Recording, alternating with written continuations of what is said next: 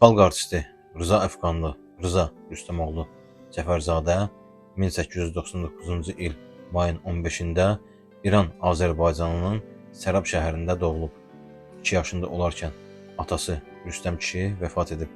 Rıza 9 yaşından varlıların qapılarında nökərçilik etməyə, quzu otarmağa məcbur olub. Ailəsini dolandırmaq məqsədi ilə 1912-ci ilin yazında Bakıya gəlib.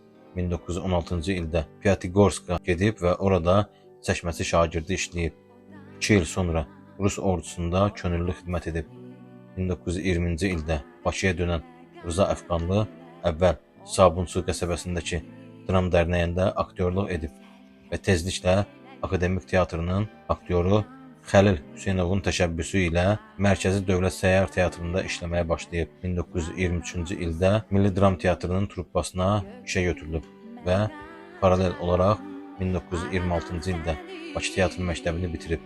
1929-cu ildə görkəmli rejissor və aktyor İbrahim İsfahanlının dəvəti ilə Tiflis Azərbaycan Dövlət Teatrında işləməyə gedib. 1933-34-cü il teatr mövsümündə Türkmənistan Respublikasının paytaxtı Aşqabaddakı Az Millətlər Teatrında baş rejissor olub. 1935-ci ilin əvvəllərində yenə Milli Dram Teatrının kollektivinə qayıdıb. Eyni dövrdə yaşadığı sənətkarlar kimi Rıza Əfqanlının da yaradıcılığında kino rolları ayrıca yer tutur. Aktyorun həyat yoldaşı tanınmış teatr rəssamı Bədura xanım Əfqanlı idi.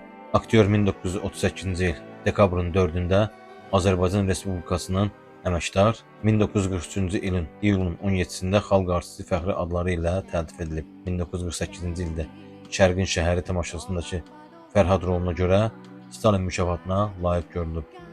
Allah rəhmət eləsin.